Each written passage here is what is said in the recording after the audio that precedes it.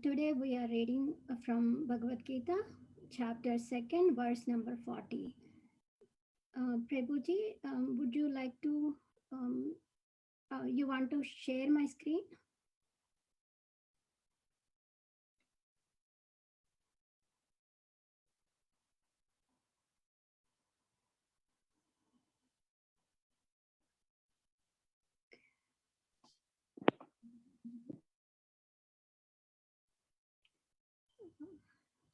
Om Namo Bhagavate Vasudevaya. Om Namo Bhagavate Vasudevaya.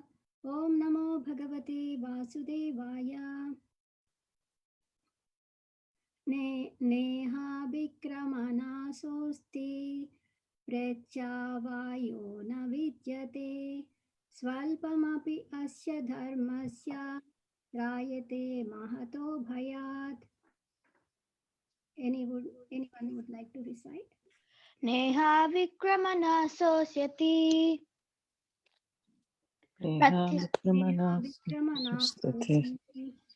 Swalpa Pratyavayo na vidyate Pratyavayo na vidyate Swalpamapi asya dharmasya Svalpamapi asya dharmasya Trayate mahato bhayat. Trayate mahato bhayat.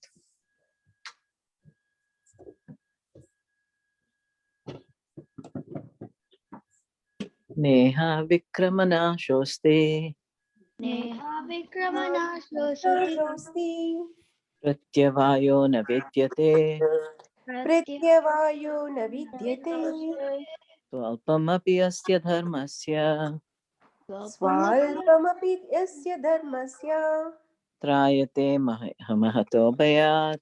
Trayate mahato bhayat.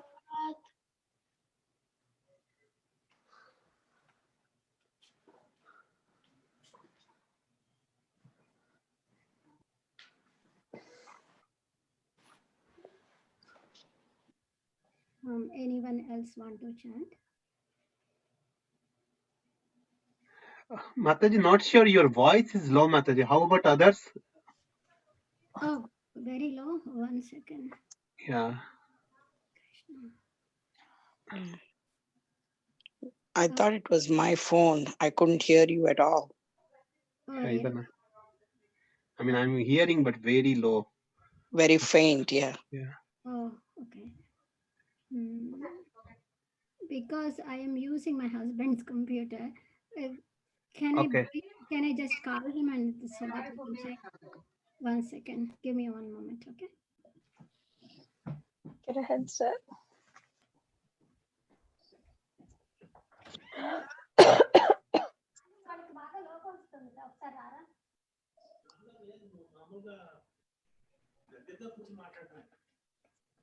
చాలా లోగా వస్తుంది వాళ్ళకి ఇంకేమైనా fix చేయడం ఉండదా ఇది నన్ను అడిగింది ఫస్ట్ కంప్యూటర్ నుంచి అడిగి పెట్టిన ఆడియో అలా అడిగింది కంప్యూటర్ అని చెప్పాను Your mic volume is low, Mataji. You can increase the volume. That could be the reason.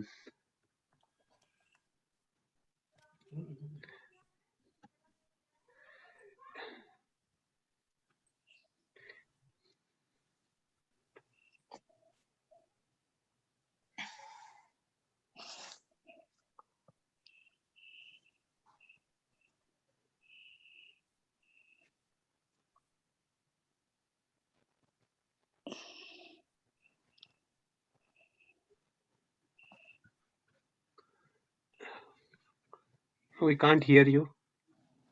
Yeah, she's on mute. You're on mute. Oh yeah. How about now? Like I am sitting little closer now. Yeah, Mataji, you can. Slightly better, but still not very loud, Mataji. But slightly better. There is in the Zoom, right? In the audio setting, you can click that and you can check your mic volume. If it's low, then you can increase. I'm just stopping my screen. Okay. In the where you see the mute, right? Mute the mic. Just click that arrow and then audio setting and check that test my mic volume. Oh, okay, there is. How about now? Yeah, now Now it's it's good. better. Yeah. Yeah, Okay, thank you. that volume was low, right? Yeah, it was a half level. So, Okay, yes. Now you can go ahead, Mataji. okay, thank you. Let me share my screen again. Yeah.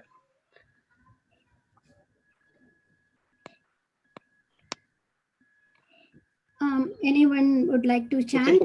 Neha Bikramanaşosti Neha Neha Vikramana Vikramanaşoste Pratyavayo na vidyate Pratyavayo Vidyate Swalpam api asya dharmasya Alpamapi Asya Dharmasya Trayate mahato bhayat. Trayate Mahato Bhayat.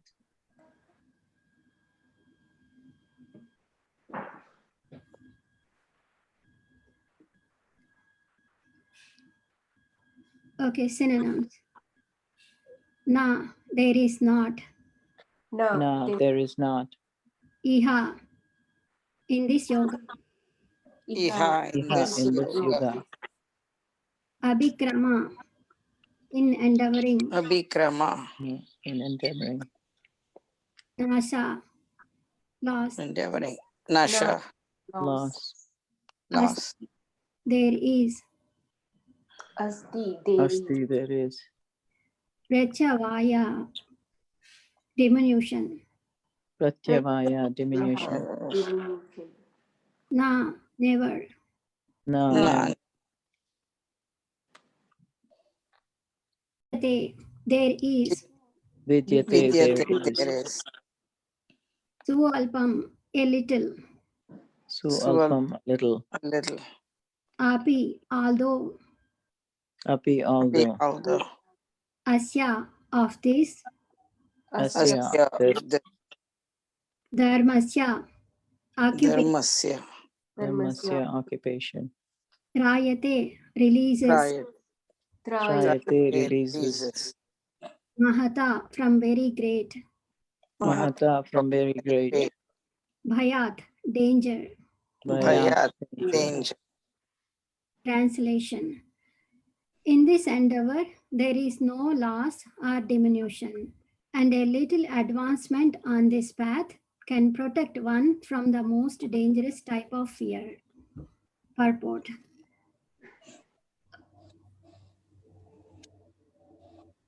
Prabhuji, can you move?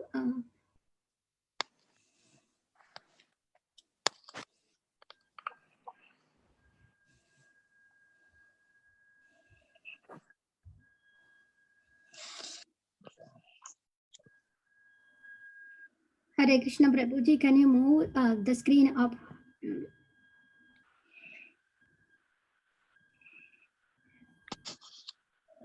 Purport by His Divine Grace, Srila Prabhupada ki jai. And anyone would like to read the purport? Activity in Krishna consciousness or acting for the benefit of Krishna without expectation of sense gratification is the highest transcendental quality of work. Even a small beginning of such activity finds no impediment, nor can that small beginning be lost at any stage. Any work begun on the material plane has to be completed, otherwise the whole attempt becomes a failure. But any work begun in Krishna consciousness has a permanent effect, even though not finished. The performer of such work is therefore not at a loss, even if his work in Krishna consciousness is incomplete. 1% done in Krishna consciousness bears permanent results, so that the next beginning is from the point of 2%. Whereas in material activity, without 100% success, there is no profit. Ajamila performed his duty in some percentage of Krishna consciousness, but the result he enjoyed at the end was 100%. By the grace of the Lord, there is a very nice verse in this connection in Srimad Bhagavatam 1.5.17. Can't read. Taktva swam dharmam cha charanam bhujam harer bhajan apakvo tapate tato yadi yatra kwa vabhadram abhad amusya kim ko varta apto bhajatam swadharmata. If someone gives up his occupational duties and works in Krishna consciousness and then falls down on account of not completing his work, what loss is there on his part? And what can one gain if one performs his material activities perfectly? Or as the Christians say, what profit a man if he gain the whole world, yet the loss of his eternal soul? Someone else can read, Mataji. Okay. Oh, it's only very little. Okay, I can read it. Material activities and their results end with the body, but work in Krishna consciousness carries a person again to Krishna consciousness even after the loss of the body. At least one is sure to have a chance in the next life of being born again as a human being, either in the family of a great cultured Brahmana or a rich aristocratic family that will give one further chance for elevation. That is the unique quality of work done in Krishna consciousness. Thank you, Mataji. You're welcome. Okay.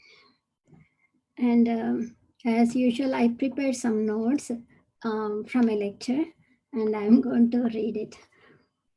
By the grace of spiritual master, one gets Krishna, and with the grace of Krishna, one gets a bona fide spiritual master. So, by taking advantage of these two lords, the spiritual master and the supreme personality of Godhead, we engage ourselves in devotional service with great enthusiasm, with great determination and patience. The beauty of this process is, even if you cannot perfect in this lifetime, whatever advancement you make in your is your eternal asset. There is nothing material like that. Only in the spiritual realm you have such a great boon that whatever you accomplished is never lost. Therefore, any intelligent person has to take up this process as much as possible and put his energy into making spiritual progress. And he only takes material progress as necessary to keep his body and soul together. Why should endeavor unnecessarily in the material world to become successful when the whole thing is taken away by death anyway? It is better if I focus on myself for the most part of spiritual success, because that success is eternal. This is common sense. This is practical. Why put all my energy in something which will be taken away? Better put our energy in something that will permanently our asset. For example, if I give you a very nice house and I will say, you can paint as you like, and then you can put a new carpet, and you can bring new furniture, and then you can decorate it with chandeliers and everything and make it beautiful. And then, but by the way, tomorrow you have to leave the house. Then would you make any endeavor to decorate the house very nicely? Tomorrow you have to leave it anyway. So why should we make such an endeavor in this world to become big successful and risking our Krishna consciousness? It is better to focus on advancing in Krishna consciousness, because that will be never taken away from us. Only do whatever necessary on the material side to keep the body and soul together and to stay healthy, just proper diet and clean place to live, some basic things, that's what. Whatever necessary to keep ourselves and the family healthy. And the remaining energy has to be spent on Krishna consciousness to revive our lasting loving relationship with the Supreme Person, that is Krishna, who has unlimited power, unlimited beauty, unlimited renunciation, unlimited knowledge, and unlimited wealth, unlimited fame. And this is called intelligence. Anyone who is intelligent will understand that I do not belong to this material world because I desire to live eternally. But I desire to live eternally. But this body does not live eternally. By the laws of nature, it came into existence, it withers and it dies. That is the nature of this material world. This is not the psychological state. I want to live eternally as a youthful person. Why I want to live forever when my body is going to die soon? If I am this body, death is not going to be an issue because actually I am eternal spirit soul. Being death is a big issue for me. Why there is a difference between desire of the living being and then facts of the material body? That's the question. There is some higher truth to the life which we are not taught in the schools or churches or anywhere. There is something higher we are not that people are not understanding. By sincere desire, then we for to find out the answer for the question, we have to sincerely desire, and then finally with our sincere prayer, we will come in contact with the spiritual master, the bona fide spiritual master. Then he will enlighten with the science of God, the science of the soul, and the relationship between the soul and the Supreme Person Krishna or God. Most of our problems in the world are due to misidentification of ourselves with our temporary material body. As soon as we free ourselves from this false identification from this material body, we become liberated from all our anxieties, all our difficulties, and all our problems in this material world. We can perceive how Krishna is acting with unlimited mercy, bestowing unlimited grace upon us in every situation. Krishna's mercy is always flowing upon us. Once we have this enlightened vision, it is called Krishna consciousness. And Rupa Goswami says, Ado Guruvashrayam. We need a spiritual master if we want to advance in to get more spiritual knowledge. The spiritual master has Krishna within his heart. He will bless us with Krishna's association 24 hours a day. This is called Krishna consciousness. To always remember Krishna, never forget Krishna. Always talk about Krishna, always hear about Krishna, always bow down to Krishna, and always serve Krishna. Pure devotee never gets tired of chanting. And in this regard, there is a verse from Nectar of Instruction, the verse number 7.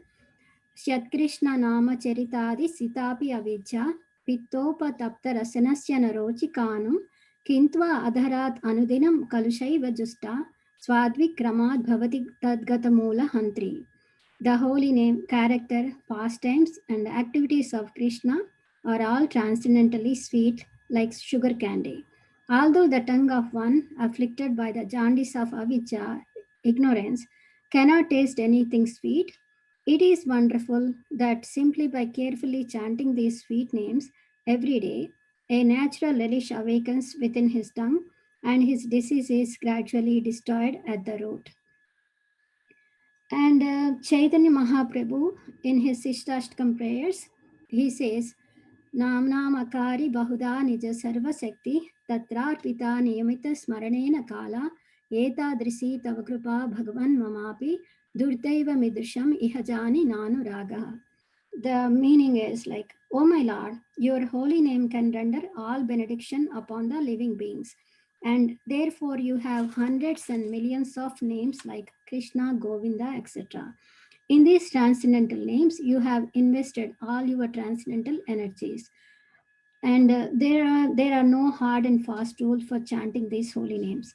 Oh my Lord, you have so kindly made me approach you by your holy names, but unfortunately, I have no attraction for them. So all we have to do is chant Hare Krishna, Krishna Krishna, Hare Hare, Hare Rama, Rama Rama, Hare Hare. In this regard, I have a story of Mukunda Datta from Chaitanya Charitamrita. Actually, it is from Chaitanya Bhagavata, and also somewhere in Chaitanya Charitamrita also he is mentioned. During Lord Chaitanya's time, there is a devotee called Mukunda Datta. He's a very good musician. When Lord Chaitanya was a student, Mukunda Datta was his class friend, and they frequently engaged in logical arguments. It is described in Chaitanya Bhagavata, Adi Lila, chapter 11 and 12. When Chaitanya Mahaprabhu returned from Gaya, Mukunda Datta gave him pleasure by reciting verses from Srimad Bhagavatam about Krishna Lila.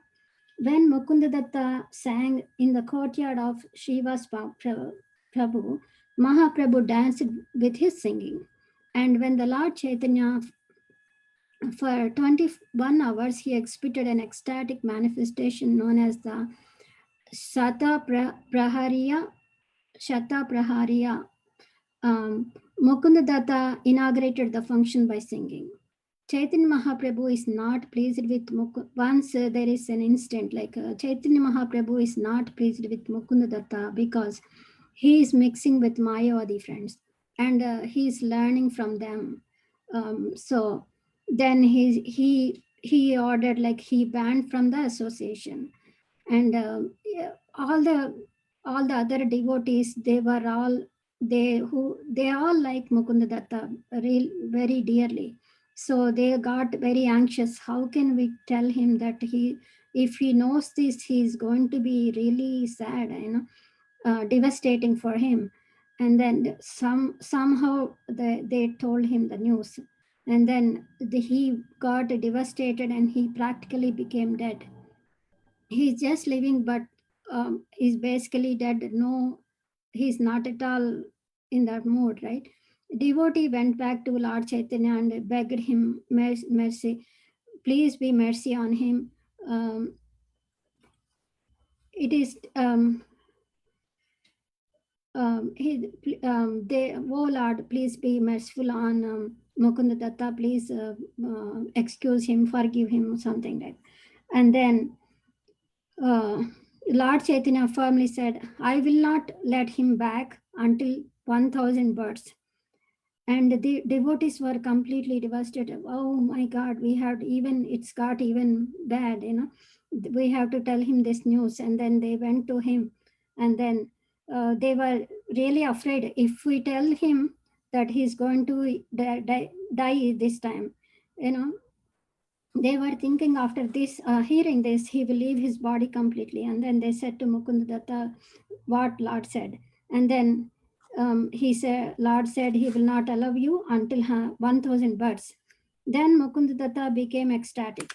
He said, 1,000 birds, Hari Bol, Hari Bol. He was dancing in ecstasy.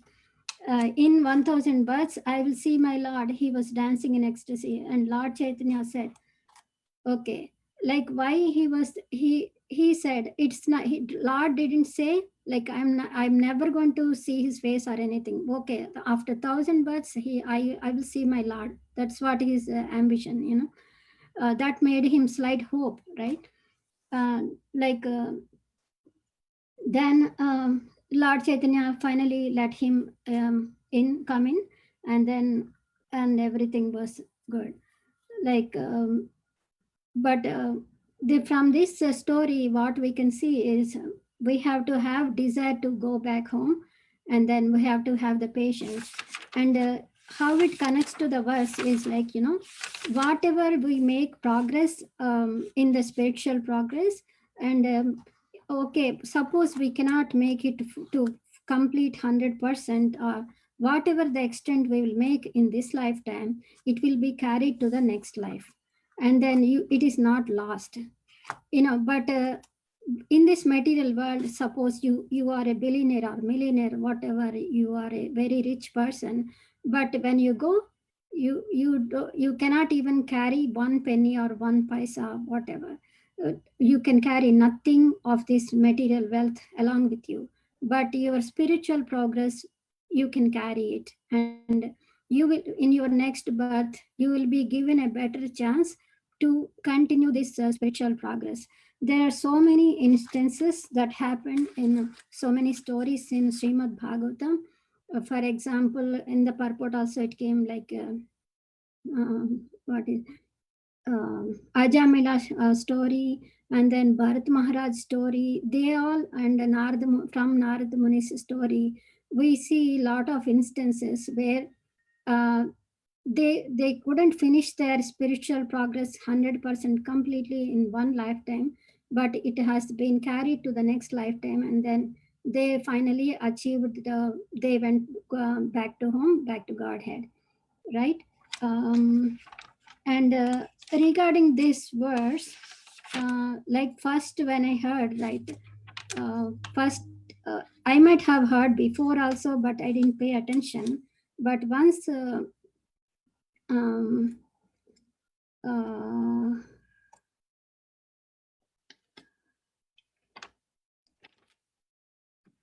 Vallabhi Kopi Mataji was giving lecture on, she mentioned this verse, and then when I heard the meaning, wow, I felt it is very hopeful. You know, at that time I was not initiated, and I my family is not supporting, so I may not get initiated. So still, I thought, okay, still I have some hope. You know, right? Whatever I do, it will be carried, and I never know before that this kind of verse is in Bhagavad Gita, and it gave me a lot of hope when I first heard the this verse particularly.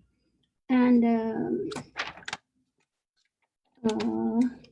okay, anyone has any questions regarding the verse?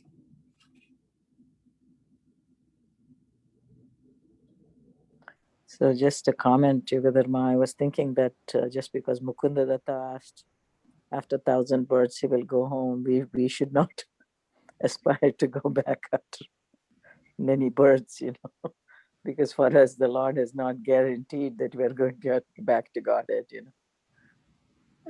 Right. We should aspire in this lifetime itself as much as possible, you know. Right.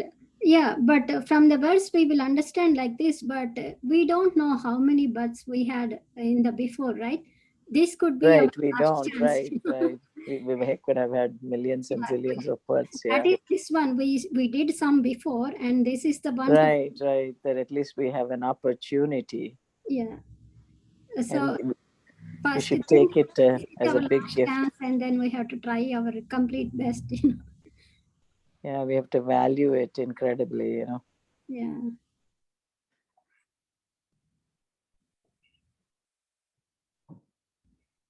But still we don't.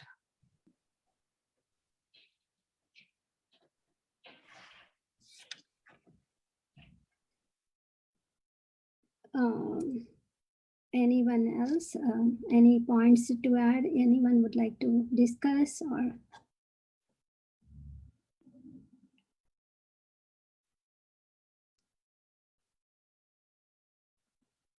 Okay.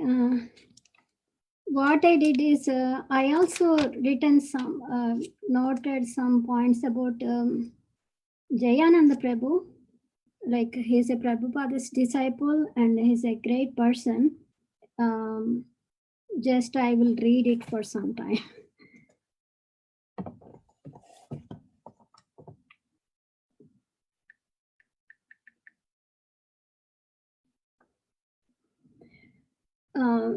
The Jayananda Dasa, his Karmi name was Jim.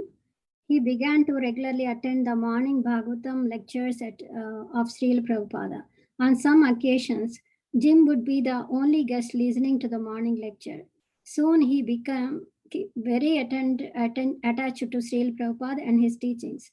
Prabhupada lovingly reciprocated and would sometimes personally cook prasadam for Jim and serve him. Soon thereafter, Srila Prabhupada accepted Jim as his disciple and initiated him with the spiritual name Jayananda. By the mercy of both Krishna and the spiritual master, such a person receives the seed of the creeper of devotional service. In this way, Jayananda received the seed of devotion out of the causeless mercy of Srila Prabhupada.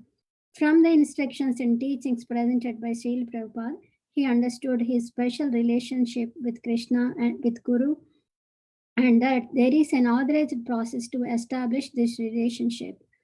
He was always seen chanting and dancing enthusiastically during kirtans.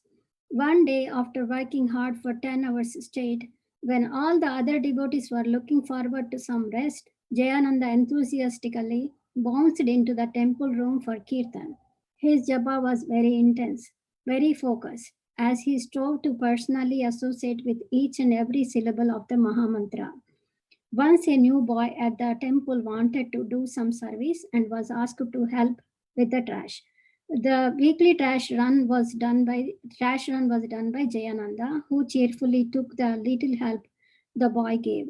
Later, when the boy became a devotee, he remembered thinking, if the garbage man at this temple can be so blissful, just imagine what the rest of the devotees are like. Chaitanya Mahaprabhu in the third verse of Sikshastakam says, lays down the qualification for offenseless chanting. One can chant the holy name of the Lord in a humble state of mind, thinking himself lower than the straw in the street. One should be more tolerant than a tree, devoid of all sense of false prestige, and ready to offer all respects to others. In such a state of mind, one can chant the holy name of the Lord constantly. Jayananda exemplified this verse. He was so humble that just being in his association would make one feel ashamed of one's pride. He was very special, yet no one paid any special attention to him. That was just the way he liked things. Jayananda had almost no possessions, even during his years as a householder. Whatever he had, he used for the service of the temple and Srila Prabhupada.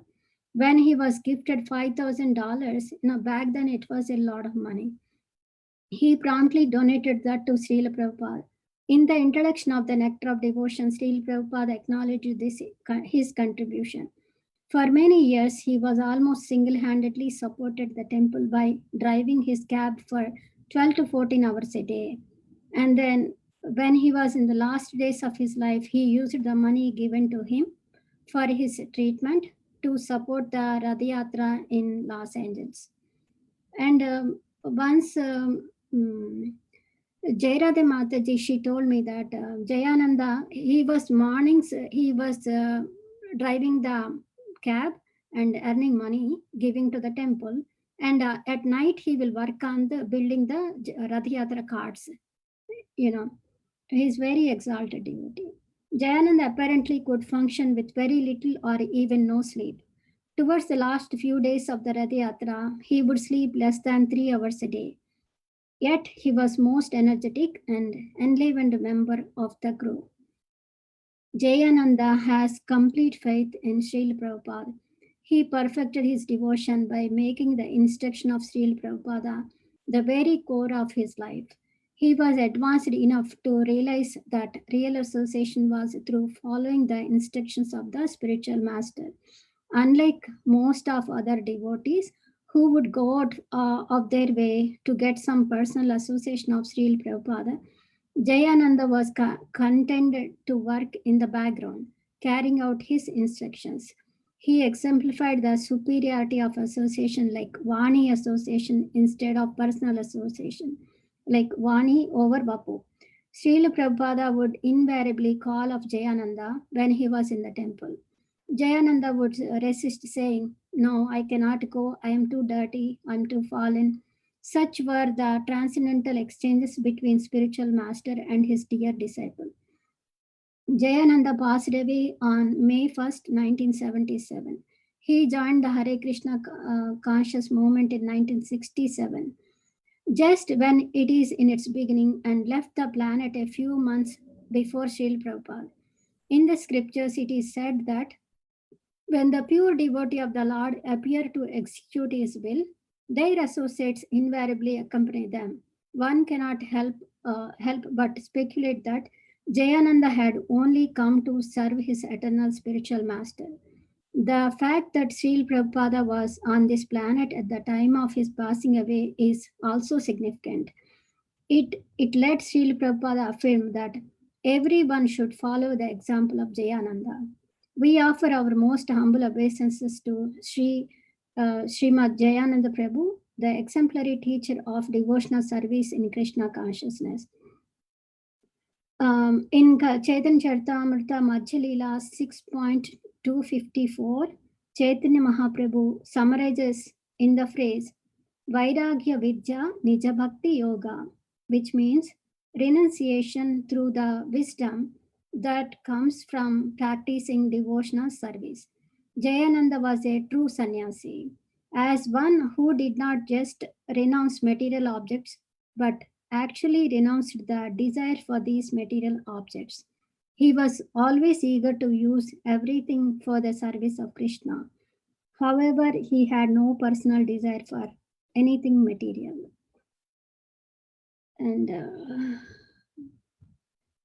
And also, Jayarada Mataji, she told me like Prabhupada ordered to on the Radhayatra cart, everyone should keep the picture of Jayananda also, right?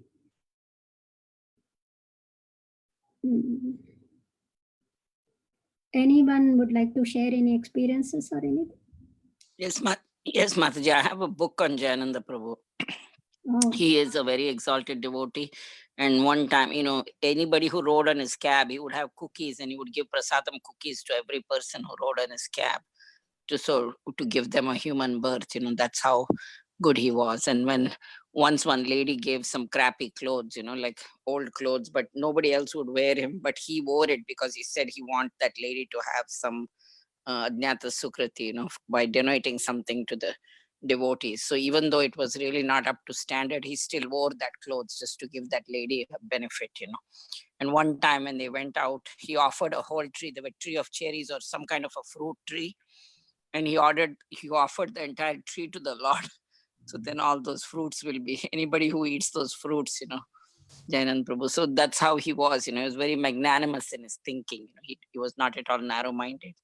So Yes. there's many, many stories about him. And Prabhupada once wrote, after he passed away, Prabhupada wrote an open letter to Jayananda and saying that he's missing his association and everything. And like you said, it was clear instructions for the other people that he said, if you have any desire, you will, come back, but otherwise you'll go back. Like he has told what will happen to a soul after it leaves, and that was clearly instructions for other people to follow.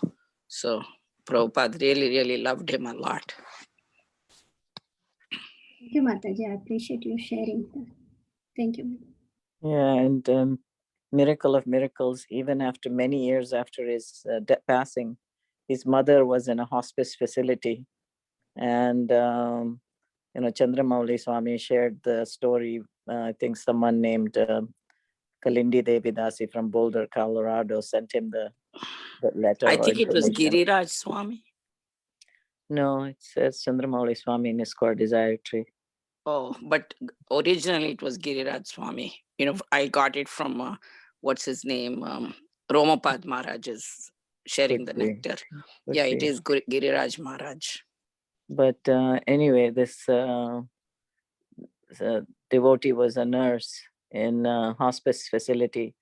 And for 8 days, she was taking care of this woman. And then one day her family, then on the 8th day or something, she was getting very limp and faint. And every time she gave her a bath, actually it was a small facility, like 10-bed facility. So the nurses could individually take care of all the people there in the hospice facility. And they used to give personal baths every day. And this nurse, who was a devotee, she used to give, every time she gave a bath to the patients, she used to sing the Mahamantra. So she gave the bath to this lady also, by giving chanting the Mahamantra, but her body was getting limp and they knew it was towards the end. And then they called her family. And when they called her family, somehow they found out while talking to the nurse that she's a Hare Krishna.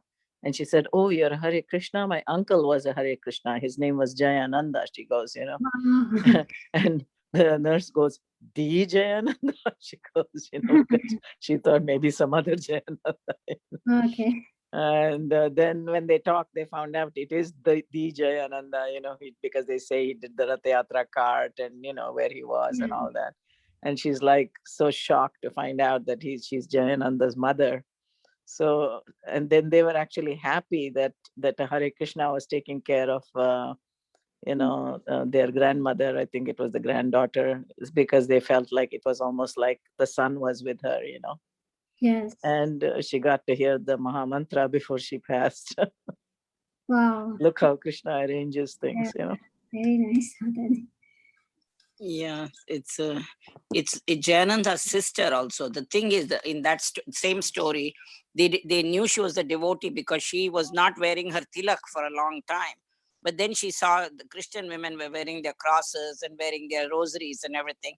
And so she said, why should I hide my tilak? So she started wearing tilak right before this end, So that's how they knew she was a devotee, because she was wearing her tilak every day.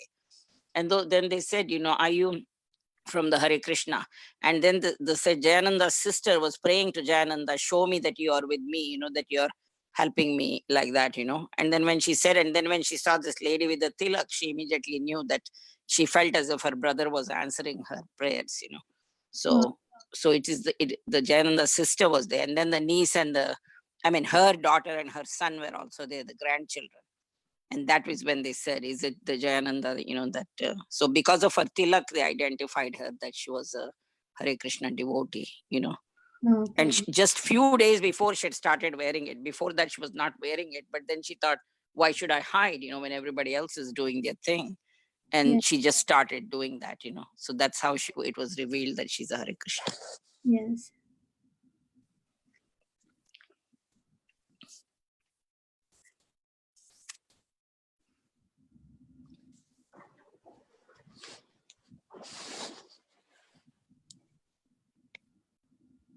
There's a whole book on Jayananda that's written, all the little bit of anecdotes of Jayananda, written by Vishoka Prabhu, his friend.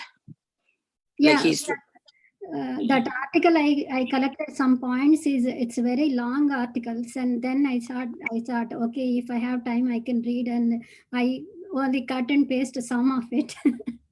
But there are a lot of details, Mataji, already in that article. But if you are, it's no wonder there will be a book. He's such a nice person. Yeah, there's so many stories about him, wonderful stories.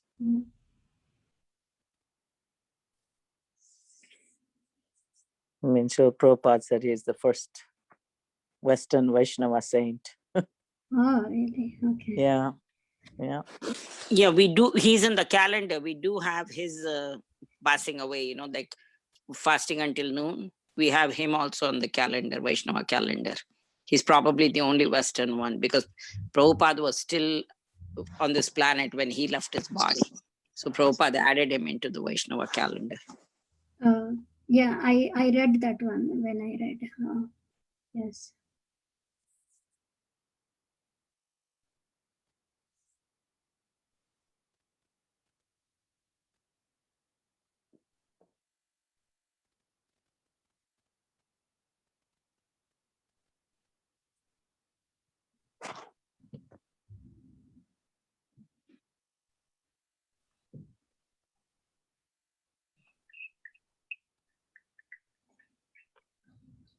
Regarding wearing tilak, like my Gurudev, he used to work. He used to work part time, and then also pursuing his Krishna consciousness. And for so many days, he went to work without tilak for some days, and then finally one day he said, "Okay, I will wear tilak. What happens, we'll see." And then he put on his tilak and went to work. And it's like a marketing job. He's selling some products, and then he was selling like left and right, and so many things he sold so many things on that day. And then his manager called him and said, his Carmi name was Steve, and Steve, whatever you're wearing on your forehead, you should keep it on from now onwards. And then he allowed him to wear tilak to work from then. So it's pretty funny. Yeah. since then Gurudev always wears tilak to even to work like that. He was telling, and he also he also mentioned like even we also can wear if tilak is prominent, so you can wear a water tilak to, if you go to work, right? So Water tilak, you're saying? yeah, when you Yeah. before going to work, you put water like a tilak also. Yes, you can read Yeah, this. yeah, we could do that, right? And Yeah, it will dry in few minutes, right? So you yeah, will notice. yeah, very light. Yeah. The Yeah. only time I've actually had a tilak like tilak is during our Rath Yatra. Yes. You know, it's a very sunny day. Usually, it's usually the height of summer, and especially on a hot sunny day. And I've been like going around all day in the sun, wearing a tilak, and then for quite some time, because of the tan, everything else will be tanned, but the tilak is not tan. So I have like this white tilak for a few days Yeah, at work. that's perfect. So I was pretty amused when I was going to the office bathroom and seeing my tilak. Yeah.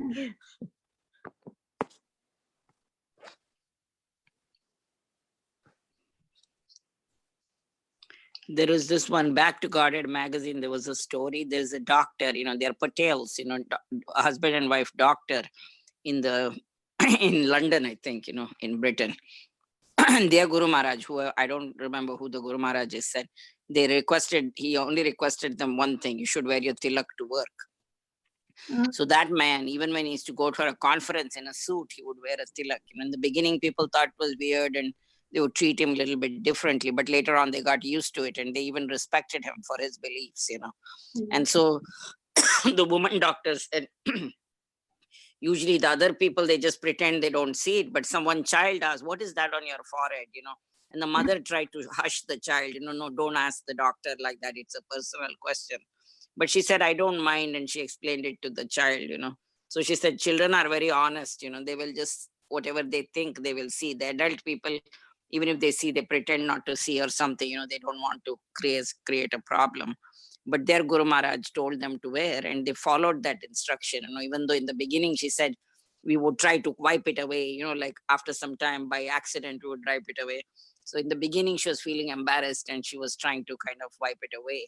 But later on she said, why shouldn't I do it? And she started actually following it, and then she got much strength from it, and people actually started respecting them and didn't give them a hard time over it. So there was a story like that in the Back to Godhead magazine many years ago.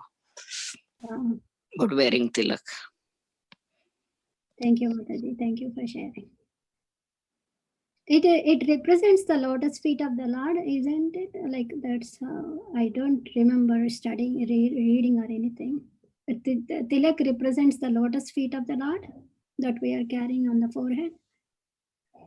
It's not just forehead. We have to have 12 markings, right, on different places. I think they each represent something. Oh, okay. I'm not exactly sure, but like Om Keshwaya Nama, Madhvaya Nama, like you have particular mantras also when you do that, and each of them represents something. Oh, okay.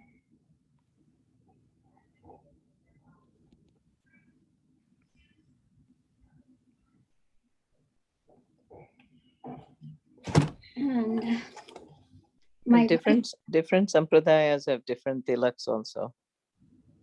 Yes, Mataji.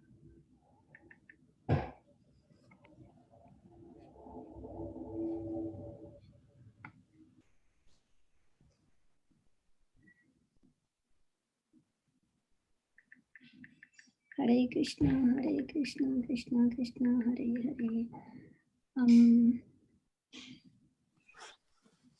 I am looking for some story to share at least, while we are waiting.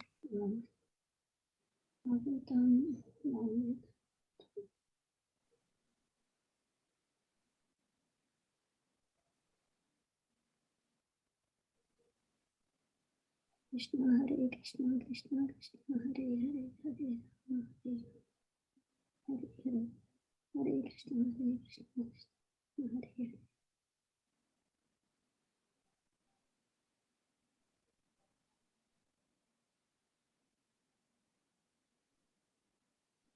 It is from It's Srimad Bhagavatam 1 to 12. Shall I play it? It's Prabhupada's voice. It would be even more sweeter, little. Please, please, thank you. It is. Oh, okay. Maybe I have to skip a little bit. It is okay. He must be very much eager to see God. Really. Not that as a proclivity, frivolous thing. Can you show me God? A magic, just like God is a magic. No, he must be very serious. Yes, if there is God, we have seen, we have been informed about God. So, I must see. There is a story in this connection. It's very instructive. Try to hear. One professional reciter was reciting about Bhagavad, and he was describing that Krishna, being very highly decorated with all jewels, he sent for tending the cows in the forest. So there was a thief in that meeting. So he thought, why not then go to Vrindavan and plunder this boy? He's in the forest with so many valuable jewels. I can go there and catch the child and take all the jewels. That was his intention. So you're serious? I must find out that boy. Then in one night I shall become millionaire. So much jewelries. No. So he went there. But his qualification was that I must see Krishna. I must see Krishna. That anxiety, that eagerness made it possible that in Vrindavan he saw Krishna. He saw Krishna the same way as he was informed by the Bhagavad Gita. Then he said, oh, you are so nice, Krishna. So he began to flatter. He thought that flattering, I shall take all the jewels. So when he proposed his real business, so may I take some of these ornaments? You are so rich. No. My mother will be angry. I cannot. Krishna is child. So he became more and more eager for Krishna. And then, by Krishna's association, he has already become purified. Then at last Krishna said, all right, you can take. And then he became a devotee immediately. Because by Krishna's association, somewhere or other, we should come in contact with Krishna. Somewhere or other. Then he will be purified. Kamar, Bhayar, Desar, that's the gopis. The gopis came to Krishna being captivated by his beautiful feature. They were young girls, and Krishna was so beautiful. So actually they came to Krishna being lusty. But Krishna is so pure that they became first-class devotees. There is no comparison of their devotion because they love Krishna with heart and soul. That is the qualification. That is the qualification. They love so much Krishna that they didn't care for family, for reputation. When they are going at dead of night, Krishna's flute was there, and they are all fleeing. Their father, their brother, their husband, where you are going? Where you are going in this dead of night? They didn't care. They neglected their children, their family, everything. We must go to Krishna. So this is required. We must be very, very eager so that And many gopis who were forcibly stopped going to Krishna, they lost their life. Just see how much eager they are. So this eagerness is wanted.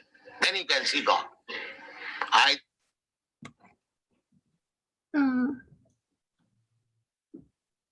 Is it audible, Mataji? Did everybody? It stopped. Yeah, it was audible. Completely audible. Yeah, but just now it stopped. I just stopped because. Yeah, very nice. Very nice. Yeah, and I think that Bhagavatam speaker says you're so exalted that you saw Krishna. I am just speaking about Krishna or something he says later, I think. Oh, okay. Even though he had the wrong intentions, his desire to see Krishna. Like probably whoever speaking the Bhagavatam, he'll be thinking, it is very difficult to attain Krishna. So Right. I He was thinking practice like this, right. telling Bhagavatam story and like that. But He was talking theoretically, but this person was so eager to see Krishna for whatever reason.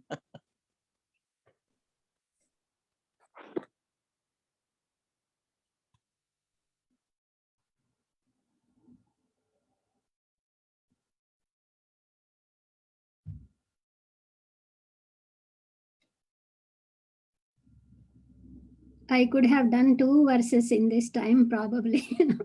I just do it. It's hard to gauge, until you give a few lectures. Yeah. So, but it was very nice, very sweet. You shared some very sweet pastimes. Very, very nice. Yeah, my Gurudev placed this lecture before putting the gods to sleep, and then. Oh, really? Yeah, he every night before he's putting the gods to sleep, then he plays one Prabhupada lecture, and then whoever is who want to join and listen, we can listen together with Gurudev, and sometimes he makes comments in between. So I see. that's how I learned, and it is so fun with listening with other devotees also. Like the mood they have when listening to the lecture, and then the way they are laughing. Right. And what a wonderful way of putting Krishna to sleep. Yeah. Yeah. But this one was very sweet. Just hearing Srila Prabhupada's voice was nice.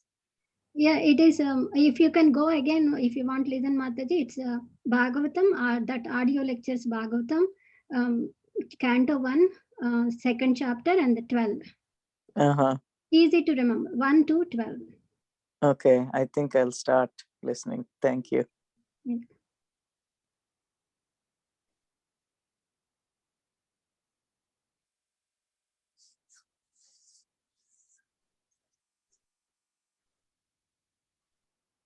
think we can stop, right? It's past 8. We offer prayers to all the assembled Vaishnavas. Vancha Kalpatarabhischa kripa sindhya patitanam pavanebhyo Vaishnavebhyo namo namo. Antakoti Anantakoti Vaishnavanda ki jai. Shri Prabhupada ki jai. Jai. Yugadharma Mataji ki jai. We have no quiz today. That's not Prabhu's. No, Mataji. Lacking.